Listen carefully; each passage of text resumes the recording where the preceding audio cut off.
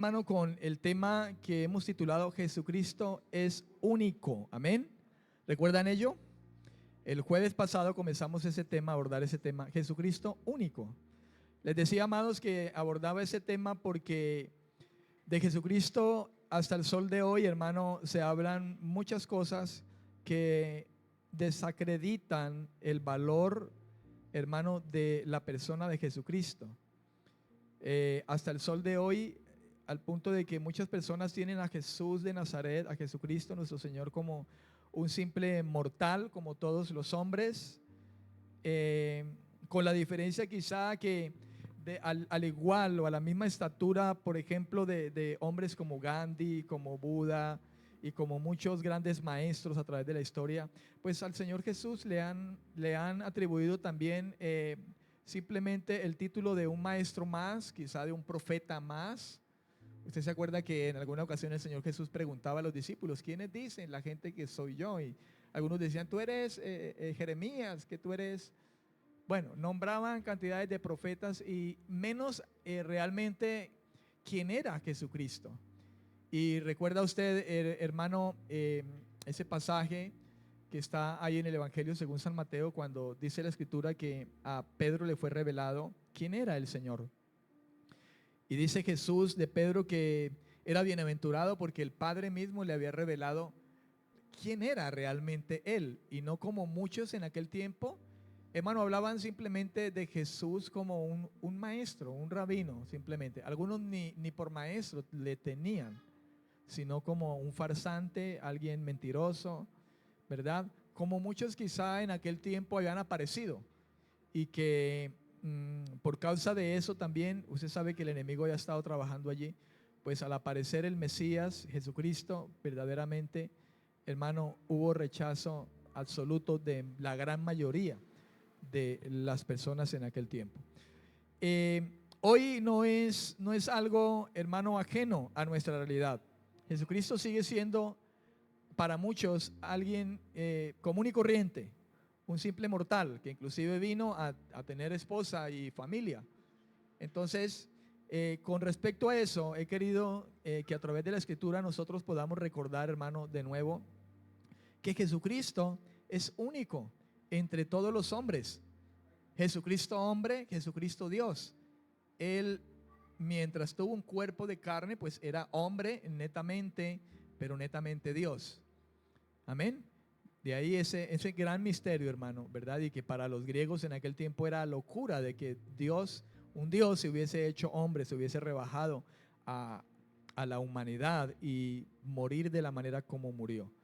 Pero dice la Escritura que es locura la cruz, la palabra de la cruz, la palabra de Cristo, al que se pierde, pero para el que cree es el poder de Dios para salvación. Amén. Ok, decíamos entonces que no obstante Jesucristo, hombre, fue y es único en todos los aspectos, a diferencia de muchas grandes figuras humanas que han existido a través de todos los tiempos. Y vamos a continuar entonces con el punto número 4. Si usted está escribiendo, ha estado escribiendo, hermano, acerca de este tema, puede escribir allí punto número 4. Y ese punto número 4 diría entonces: Jesucristo es único porque solamente Él llevó nuestros pecados. Jesucristo es único porque solamente Él llevó nuestros pecados. Amén. Gloria a Dios. Nadie más, hermano, habría tenido ni tendrá la autoridad de cargar, quitar y llevar los pecados de los hombres, sino solamente uno que nunca hubiese pecado.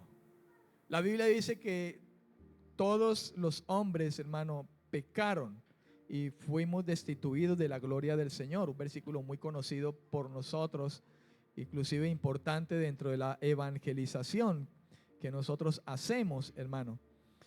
Pero realmente nadie sobre esta tierra, hermano, a diferencia de Él, sería o estaría tenido en cuenta, hermano, como para que fuera alguien de poder cargar y quitar y llevar los pecados de todos nosotros los seres humanos. Nadie, porque todos pecamos. Desde Adán hasta Jesús, Dios envió profetas a la humanidad, advirtiéndole del castigo del pecado y anunciando la llegada de un Mesías, según dicen las Escrituras, hablando precisamente de las más antiguas Escrituras, el Antiguo Testamento. Un profeta como Isaías describió quién sería el único que podría cargar con la culpa del pecado del hombre. Acompáñeme usted a Isaías capítulo 53, versículo 6. Isaías capítulo 53, versículo 6. He llamado a Isaías por muchos, inclusive como el profeta mesiánico. Algunos han hablado diciendo de que Isaías podría venir siendo ese quinto evangelio, hablando acerca del Mesías prometido. Gloria a Dios. Capítulo 53 de Isaías, versículo 6, dice la Escritura: todos nosotros nos descarriamos como ovejas, cada cual se apartó por su camino, mas Jehová cargó en él el pecado de todos nosotros. Dios, hablando a través de este profeta Isaías, nos deja ver a nosotros, hermano, efectivamente lo que estamos diciendo. Jesucristo es el único, es único porque solamente Él llevó nuestros pecados. Y ya Dios, hermano, estaba hablando acerca de ello de una manera muy especial a través de este profeta Isaías. Y dice entonces: todos nosotros nos descarriamos como ovejas. Fíjese que, hermano, esto es algo que habló Dios aproximadamente unos 700 años antes de que Jesucristo, hermano, fuera manifiesto, antes de que el Hijo de Dios se manifestara, antes que ese Mesías se manifestara en medio de su pueblo.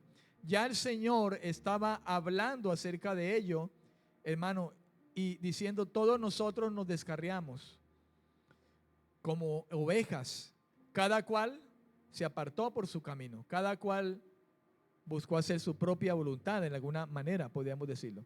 Mas Jehová, a pesar de ello, cargó en él, hablando de Cristo, el pecado de todos nosotros. Juan el Bautista, ahí en esa carta, en ese evangelio según San Juan, en el capítulo 1, versículo 29, un versículo también conocido por usted, dice: el siguiente día vio Juan a Jesús que venía a él y dijo: he aquí el Cordero de Dios que quita el pecado del mundo. Jesucristo, el Cordero de Dios, hermano, resulta que Jesucristo, el Cordero de Dios, tendría el poder para incluso quitar el pecado del mundo. Y es lo que manifestó, hermano, de nuevo el profeta Juan el Bautista. Ya manifestado el Señor, pero ya para comienzo de su ministerio, prácticamente el Espíritu Santo, a través de este profeta, hermano, Juan el Bautista, declara, hermano, que Él es aquel Cordero esperado, ¿verdad? Por el mundo, por el pueblo de Dios, incluso en manera precisa y de manera inmediata, el pueblo de Israel, el Cordero de Dios que quitaría el pecado del mundo, la culpa de toda la humanidad, su culpa y mi culpa, y no solo la de su propio pueblo Israel, sino la de todos. Juan el Bautista, hermano, subrayaba aquí, por medio del Espíritu que estaba en él, esa superioridad del Señor Jesús, la superioridad de él para llevar a cabo la reconciliación entre Dios y las personas, entre los hombres, algo que ya venía subrayándose a través de aquellos sacrificios de animales, ¿verdad?, de corderos, y de aquella manera, hermano, es que el Señor, de una manera como se manifestaba en el Antiguo Testamento, de que eran llevados animales, ¿verdad?, para aquello de cubrir el pecado. el Señor también preparó su propio cordero, un hombre sin mancha, un hombre sin arruga, un hombre sin impureza de pecado, hermano, que sería capaz de la reconciliación entre el Señor y nosotros los seres humanos. Amén. En 1 de Juan capítulo 3, versículo 5, dice Juan mismo hablando acerca de ello, y sabéis, dice, que Él apareció. Sabéis que Él apareció para quitar nuestros pecados, y no hay pecado en Él. Esa es la claridad que debemos de tener nosotros si nos decimos ser cristianos, si nos decimos ser gente que ahora anda en ese camino que Dios ha trazado delante de nosotros, hermano. Algo que tiene que tener muy claro aquel que se dice llamar cristiano, hermano, es saber que Jesucristo, hermano, apareció, se manifestó para quitar nuestros pecados. Esto es fundamental y claro en la vida de alguien que se dice ser creyente, hermano, y que profesa la fe, ¿verdad?, que nosotros encontramos en las Escrituras. En usted debe estar claro el hecho de que Él es su Salvador y mi Salvador, de que Él, hermano, es el único que ha podido quitar la culpa de nosotros y por el cual nosotros hoy podemos tener una libertad, ¿verdad?, de entrar en comunión con ese Dios, porque ya no hay una culpa en nosotros, ¿sabe? Ya no hay una culpa en nosotros y podemos acercarnos confiadamente delante de su trono de gracia. Una palabra importante allí, hermano, que hemos nombrado desde que hemos leído Isaías, hermano, y ahora en el Nuevo Testamento hablando de el Evangelio según San Juan y esta primera carta de Juan, es la palabra quitar. Quitar en el griego es airo, airo, en el griego quitar. Tiene, esta palabra tiene un sentido, en sentido general, la idea de deshacerse de algo. Cuando se habla de esta palabra quitar, como lo dice Juan e inclusive el mismo Isaías, quitar, trae un sentido, hermano, de deshacerse de algo o de eliminar. Es la idea, hermano, que el Espíritu Santo revela a través de los hombres de Dios, inspirados por Dios, ¿verdad?, para hablar la palabra del Señor, el plan que el Señor ha tenido desde la eternidad para usted y para mí. El apóstol Pablo escribió algo importante también hablando a los Corintios, en la segunda carta a los Corintios, capítulo 5, versículo 21. Y Pablo habla a los Corintios diciéndole: al que no conoció pecado, por nosotros lo hizo pecado. Fíjese que no dice lo hizo pecador, dice lo hizo pecado. Lo que está diciendo es que le atribuyó esa culpa de nosotros a él. Lo hizo pecado, no lo hizo pecador, pues él nunca pecó. No se podría aplicar esa palabra, ese verbo al Señor. Amén. Sino que es claro el que nosotros podamos entender que lo que hizo el Señor fue echar sobre él nuestra culpa, nuestros pecados. Lo hizo pecado para que nosotros entonces fuésemos hecho justicia de Dios por medio de la justicia de Él, de esa justicia que Él realmente vivió. Amén. A través de la justicia de Él, Él nos ha hecho a nosotros justos también delante de su presencia. De modo, hermano, que cuando Dios nos ve a nosotros, no nos mira a nosotros, por decirlo de alguna manera. Dios ve a Cristo en nosotros. Pablo decía: ya no vivo yo, Cristo vive en mí. Aunque ciertamente en su tiempo, lógicamente, veían a Pablo, ¿no? La historia describe a Pablo como un hombre pequeño. Dicen que era algo cascorbo e inclusive narizón. Lo describe la historia de esa manera, ¿verdad? La Biblia no describe a Pablo tal cual en su parte física, pero los historiadores, de alguna manera, escuché o leí en alguna parte un comentario acerca de ello, ¿verdad? Y Pablo dice Cristo ahora vive en mí, ya no vivo yo. Hablando de que ahora, hermano, la vida que Pablo vivía en su carne, en este cuerpo de carne, ahora la vivía en la fe del Hijo de Dios. Es algo, hermano, que también compete a nosotros. Ya no debiéramos vivir nosotros, ¿verdad? La persona de Alfredo, ¿verdad? La persona de Dani, el pastor Dani, la persona de Manuel, la persona de Vanessa, la persona de Luis, la persona de Marta, de María, de cualquier persona, hermano, no debiera ser la que vive. Es tremendo poder nosotros mirar el testimonio de ese hombre, Pablo, hermano, que se atrevió en gran manera a decir, ya no vivo yo, Cristo es el que vive en mí.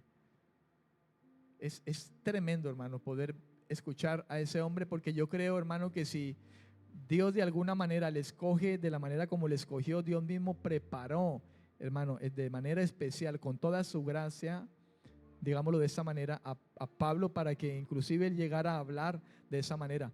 Y yo diría, vaya que si nosotros miramos el testimonio de este hombre, realmente, hermano, fue un hombre que vivió para Cristo.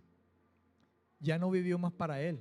De modo que Pablo fue un hombre que no se pudo anegar, hermano, en ninguna manera, digámoslo así, a la voluntad de Cristo. Y donde quiera que Cristo le enviaba, iba. Es impresionante. Debiéramos preguntarnos nosotros realmente si a ese punto quizá hemos podido llegar nosotros. A veces nosotros recitamos ese versículo, ya no vivo yo, Cristo vive en mí. Pero vayamos a ver si es la realidad, hermano, que Cristo vive en nosotros, está en nosotros, ya no vivimos nosotros.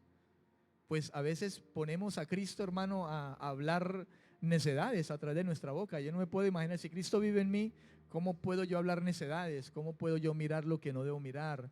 Hablar lo que no debo hablar, pensar lo que no debo pensar.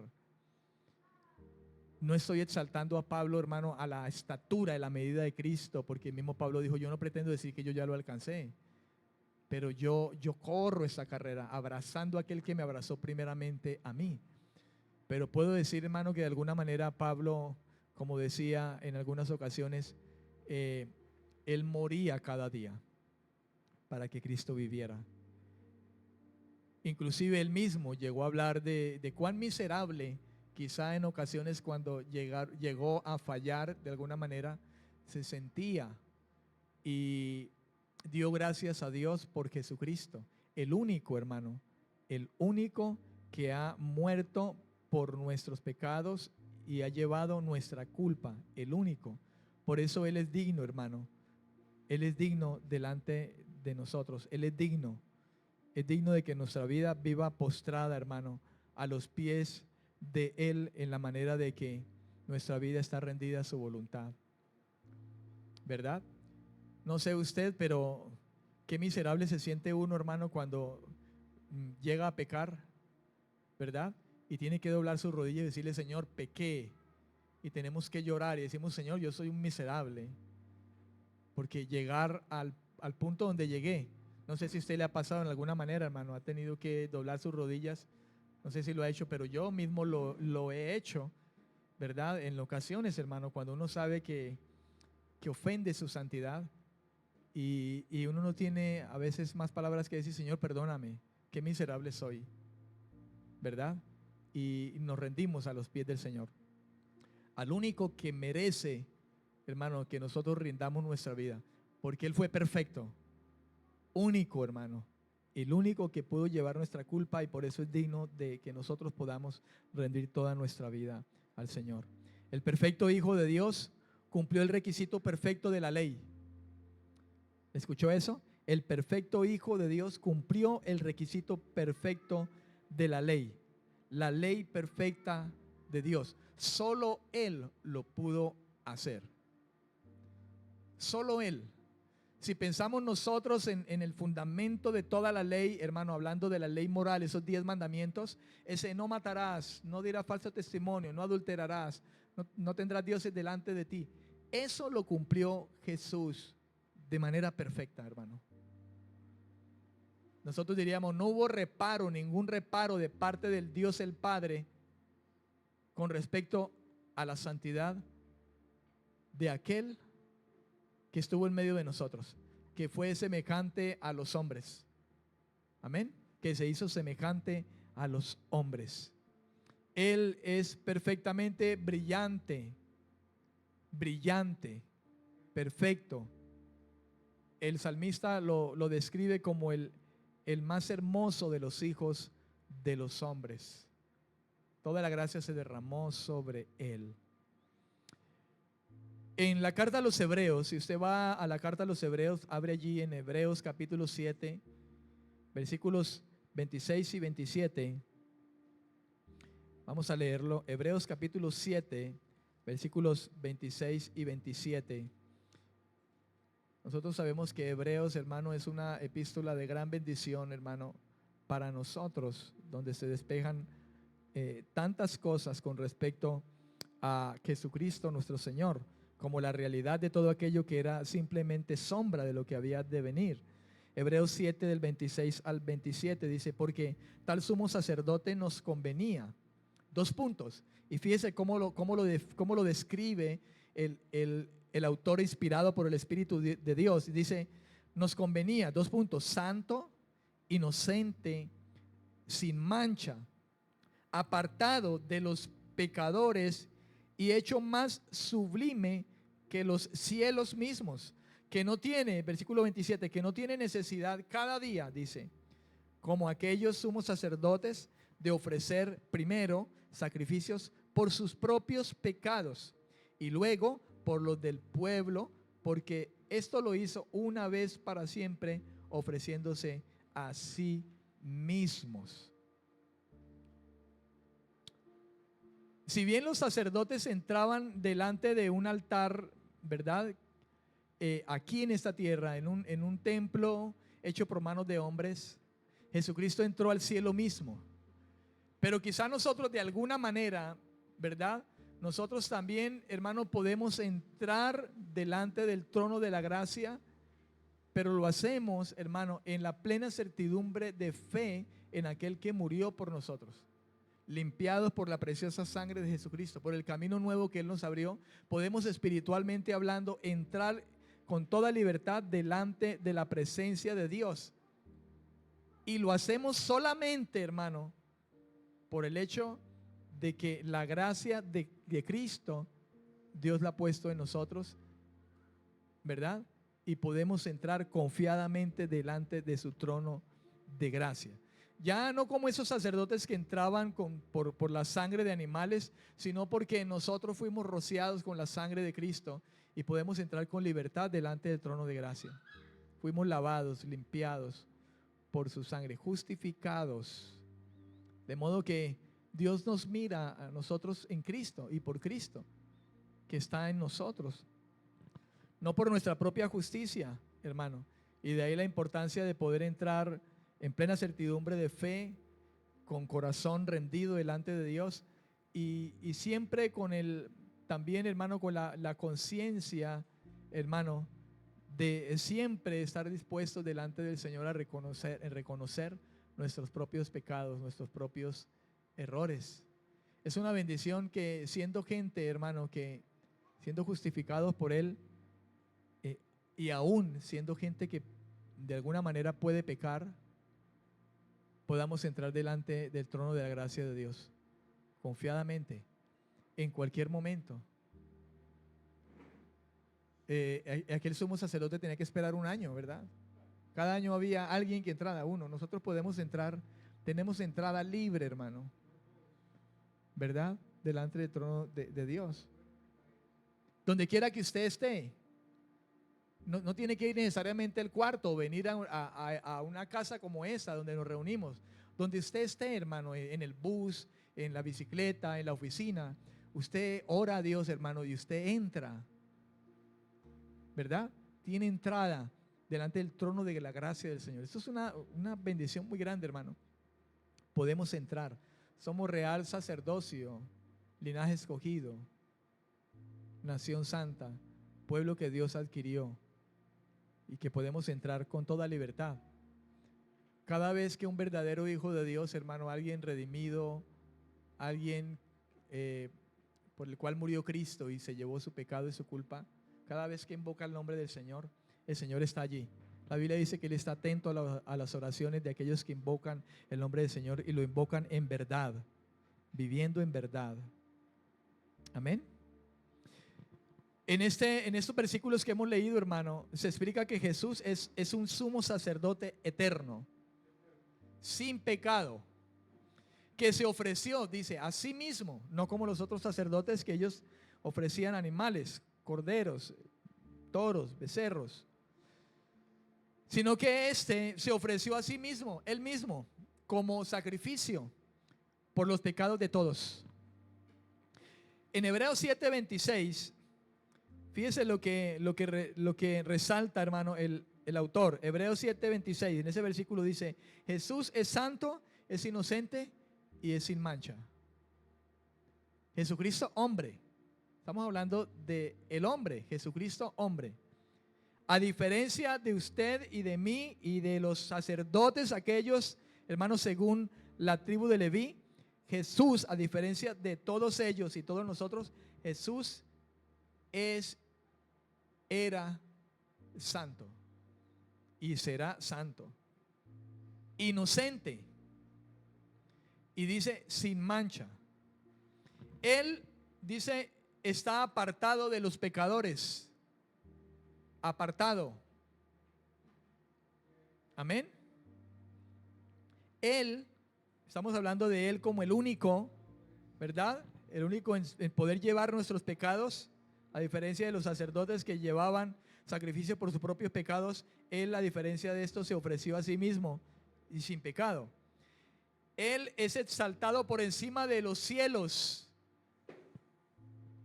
Qué glorioso esto, dice, más sublime inclusive que los mismos cielos. Los cielos no hacen otra cosa que contar la gloria de Dios, hermano. La gloria del Señor.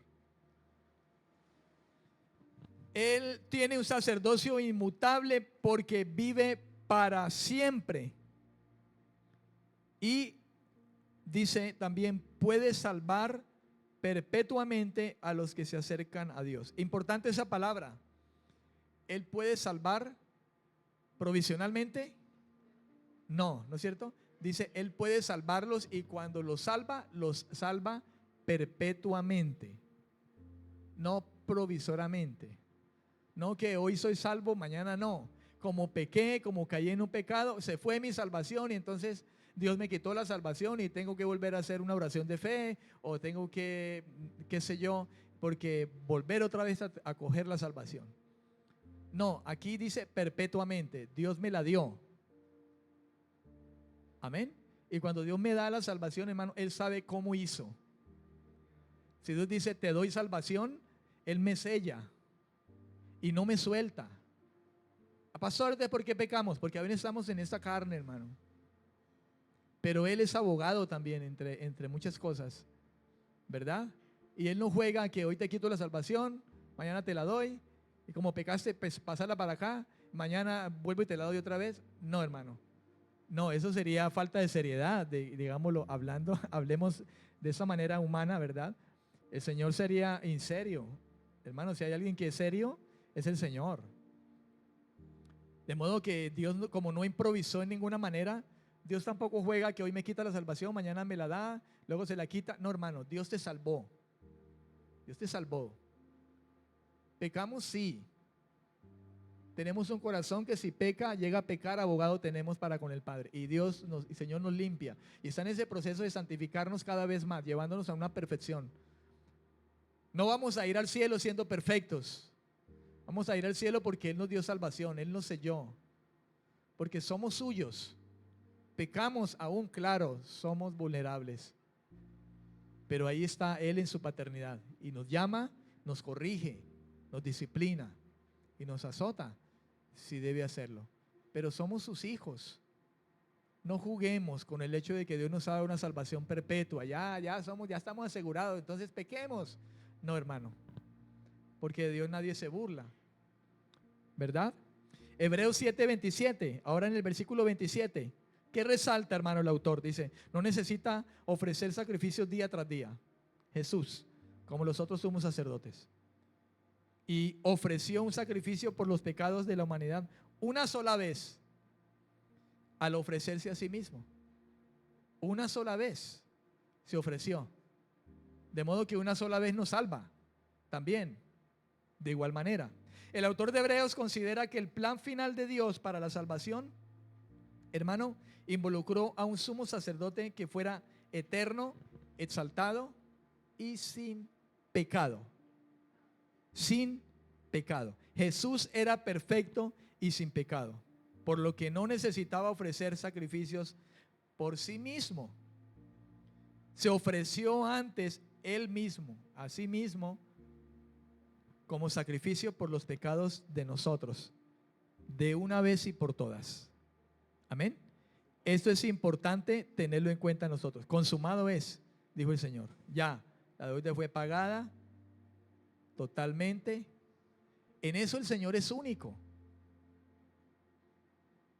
Único en llevar nuestros pecados. De modo que de esa manera Él también se convierte en el único intercesor. No hay otros, porque ninguno más murió por los pecados de nosotros. Ningún otro santo que se pudiera nombrar o hoy se nombrara a través de la religión. Él es el único, hermano, que llevó a cuestas el pecado, llevó el pecado, cargó nuestra culpa. Y eso es claro, hermano, de parte de Dios a través de las Escrituras. Punto número 5. Jesucristo es único porque Él es el único camino al Padre. Jesucristo es único porque Él es el único camino al Padre. ¿Cuántos dicen amén? Usted podrá recordar, hermano, que en San Juan capítulo 14, versículos 5 y 6, San Juan capítulo 14, versículos 5 y 6, dice, hablando allí del Señor y uno de sus apóstoles, que de hecho era bastante incrédulo, le dijo Tomás al Señor: Señor, no sabemos a dónde vas, ¿cómo pues podemos saber el camino?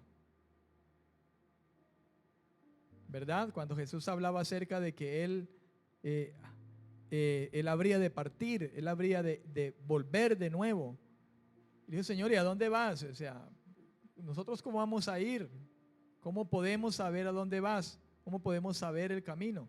Y Jesús le dijo le dijo: Tomás, yo soy el camino y la verdad y la vida, y nadie viene al Padre sino por mí. Nadie viene al Padre sino por mí.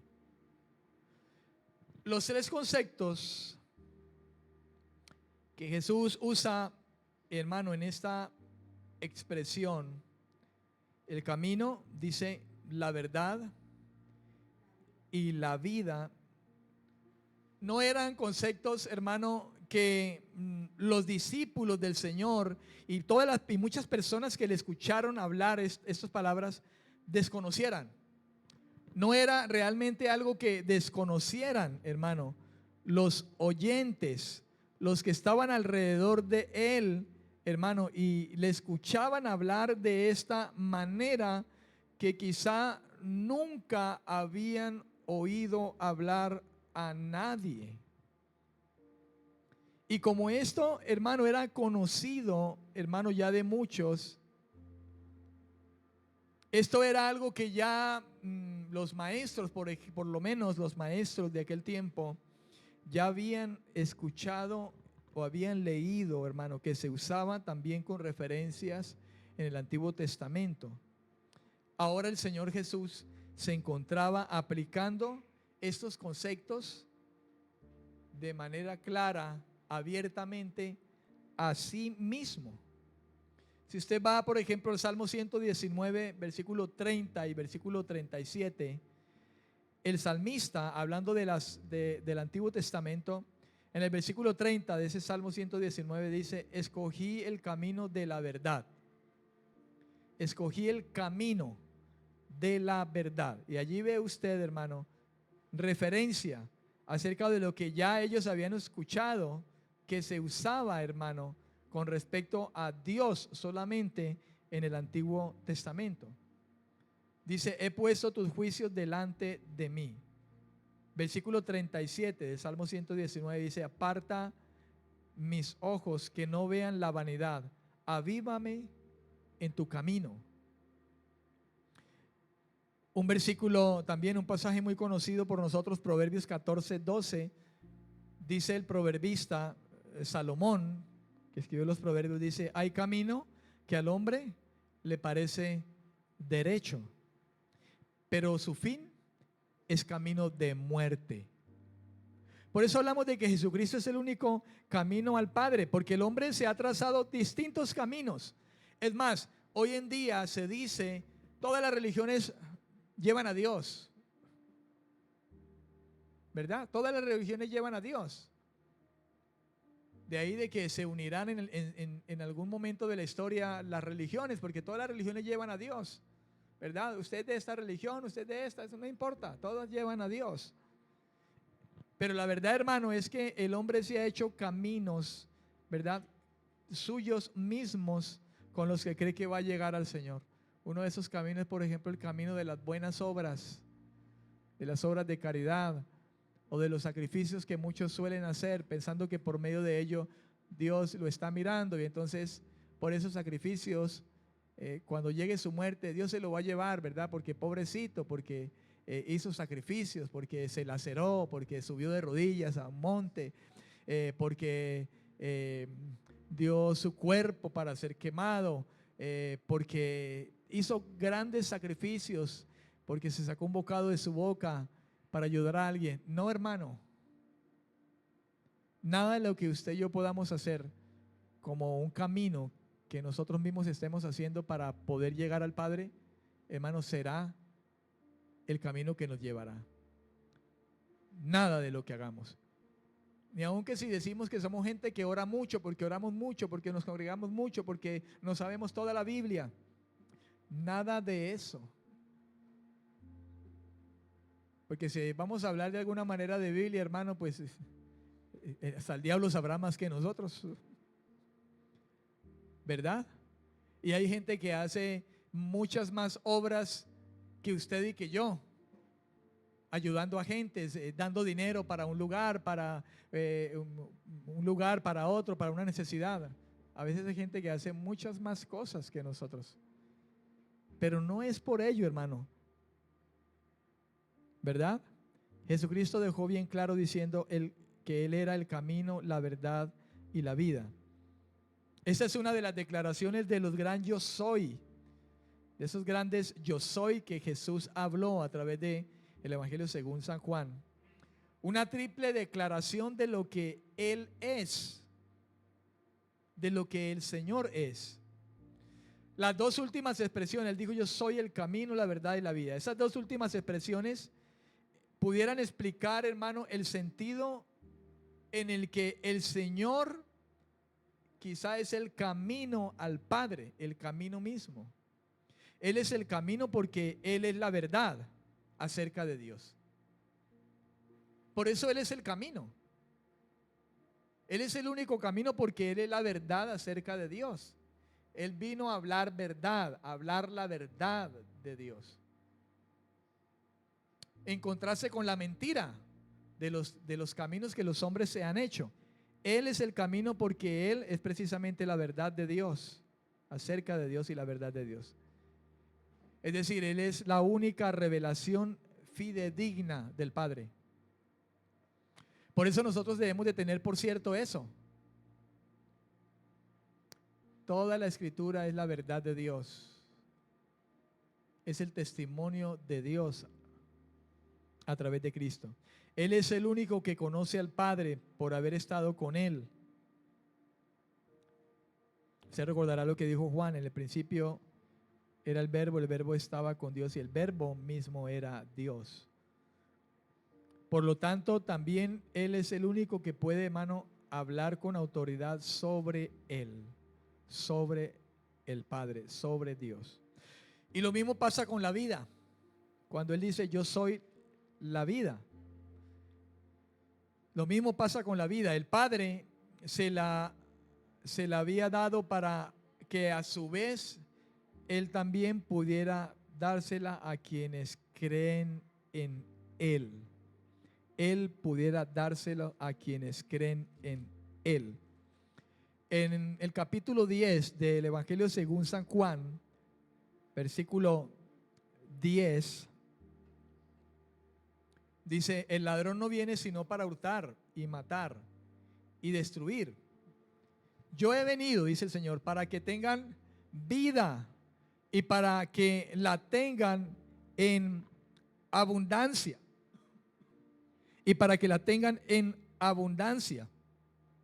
El versículo 28, hablando el mismo Señor Jesucristo, acerca, hermano, de sus ovejas, y Él se coloca como el pastor de esas ovejas, todos aquellos que son creyentes. Él dice en el versículo 28 de Juan 10, y yo les doy vida eterna, y no perecerán jamás. Por eso leíamos en Hebreos que la salvación de Él es perpetua. Dice: no perecerán jamás, y nadie las arrebatará de mi mano. Nadie las arrebatará de mi mano. Amén.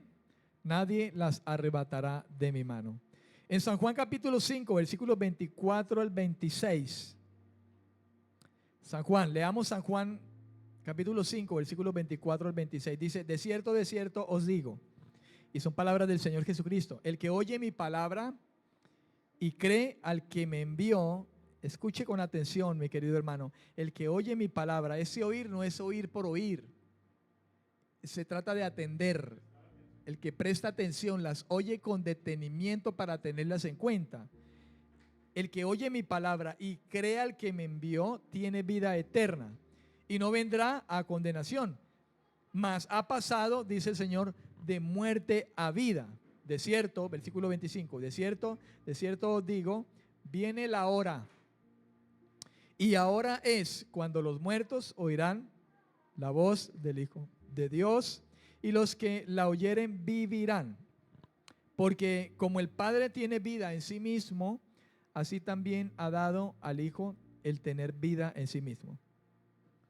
Hay un juego de palabras, si usted nota, hermano, que el Señor hace aquí. Llegaría una hora, dice Él, en que los muertos escucharían la voz del Hijo de Dios. Los muertos. Pero eso no solo tendría lugar en el futuro, ¿verdad? No solamente tendría lugar en el futuro, cuando dice la Biblia que el Señor levantará a los muertos, porque oirán la voz del Señor. Esa hora ya había llegado, inclusive, es lo que dice el Señor. Ya ahora se escuchaba la voz del Hijo. El Hijo estaba hablando. Hebreos dice: ahora el Dios nos ha hablado por medio del Hijo. Amén. Y los muertos que escuchen esta voz vivirán. Esta voz les llamaba a levantarse, y al obedecer la voz pasarían de muerte a vida. Algo como lo que pasó con nosotros, hermano, ¿verdad? Que oímos la voz del Señor, ¿verdad? Atentamente. Sabemos que fue la gracia de Dios la que vino, y pasamos de muerte a vida. Estábamos muertos en nuestros delitos y pecados, pero ahora vivimos para el Señor. La voz del Señor vino, nos llamó para levantarnos, hermano, y obedecer la voz del Señor. Y es lo que hacemos.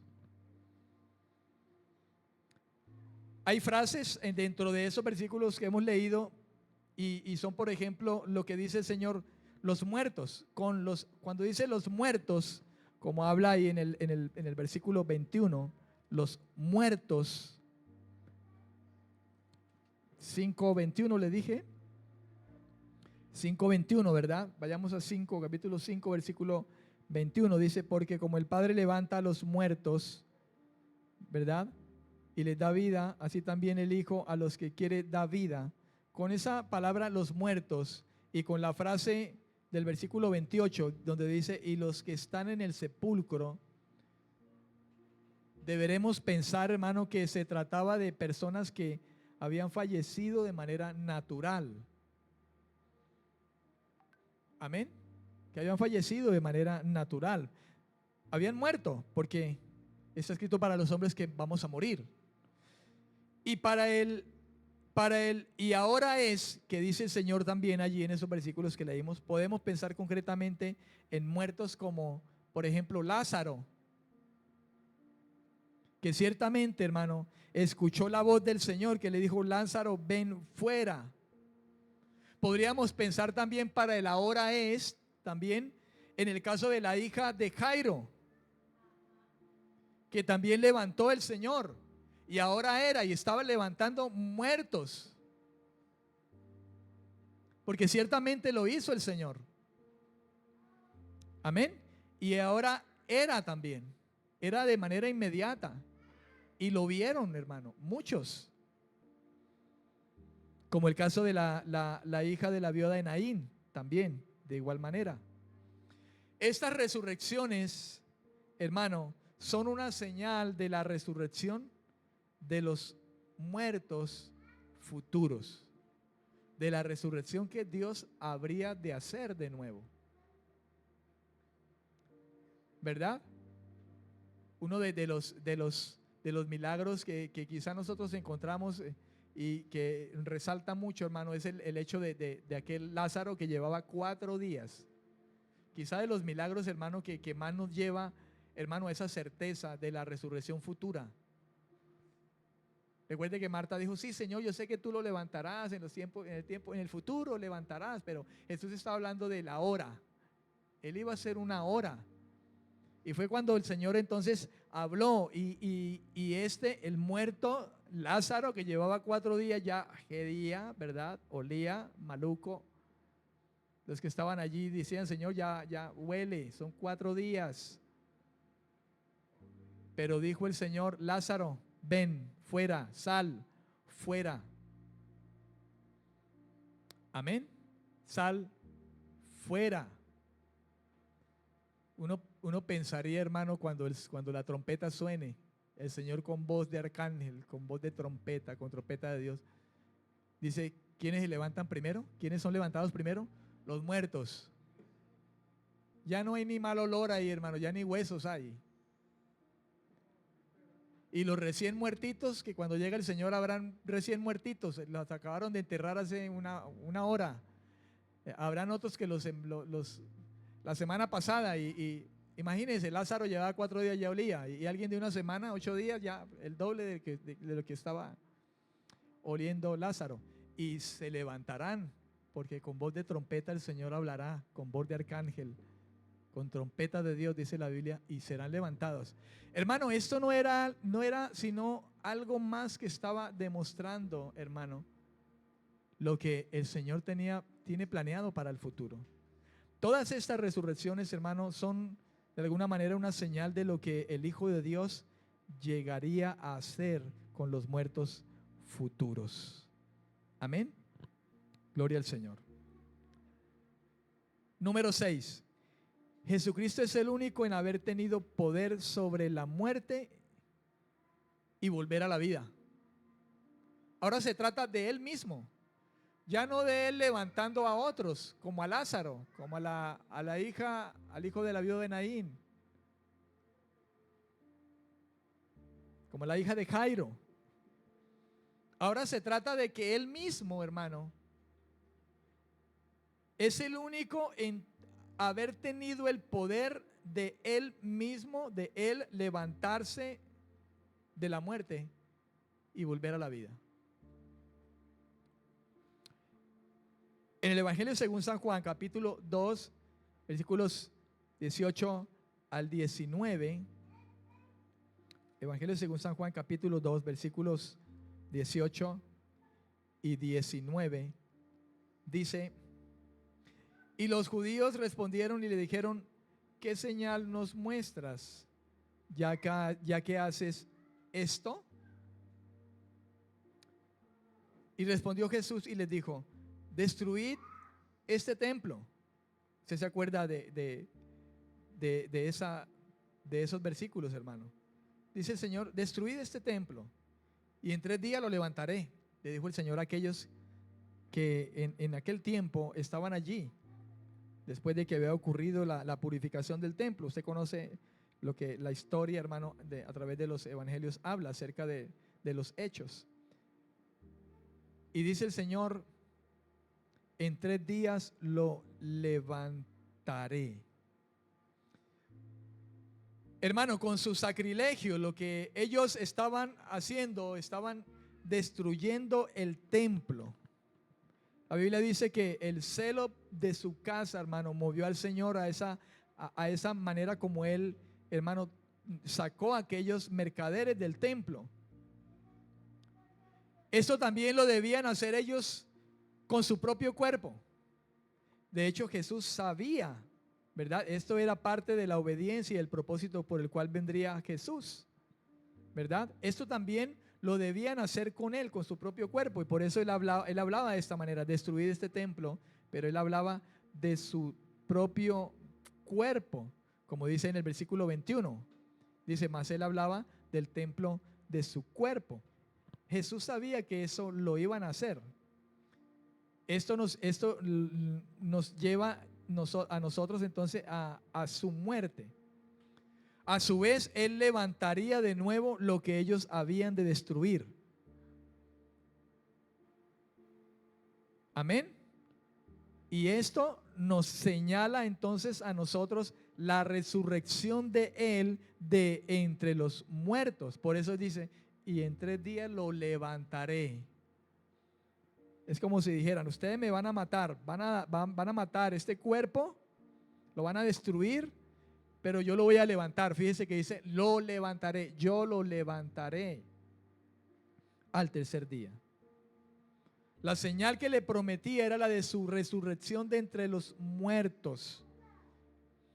De esta manera les mostraría de una forma sorprendente e inesperada que realmente Él mismo disponía de la autoridad para actuar en el templo como lo había hecho.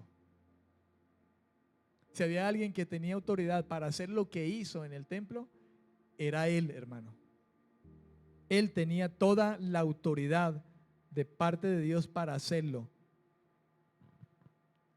Amén, amén.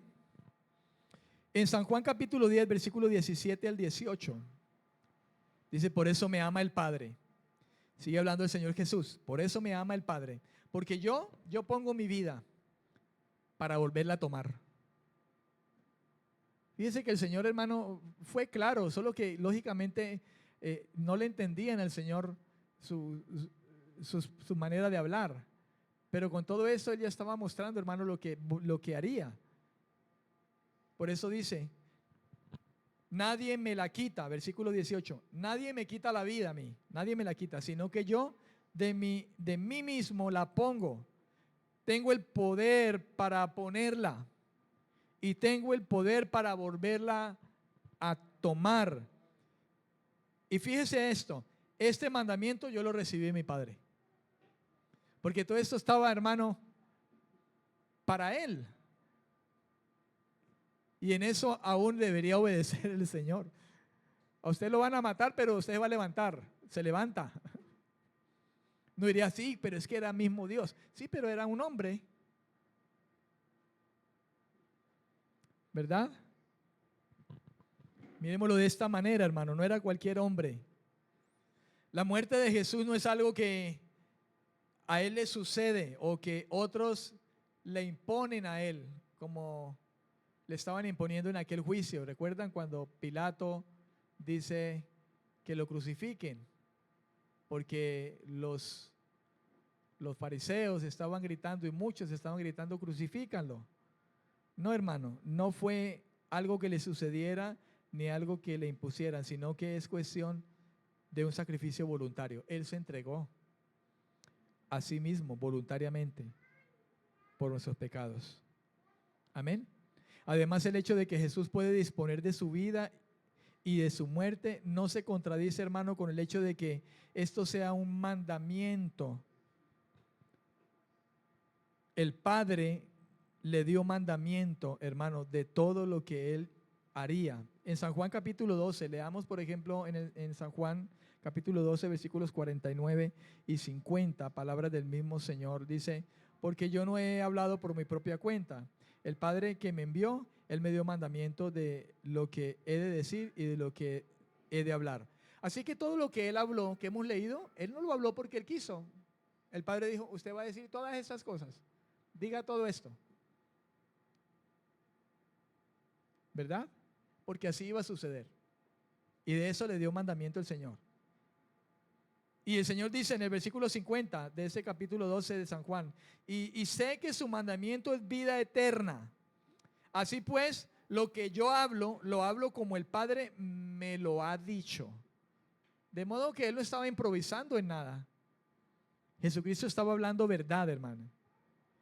Y en esto, cuando Él dice, yo mismo pongo mi vida, yo mismo la vuelvo a tomar, en esto, hermano, Jesús no estaba disponiendo de Él mismo, hermano, sino que estaba obedeciendo el mandamiento del Padre expresamente. Y esto es, hermano, porque justamente Él vivía en una unidad completa con el Padre.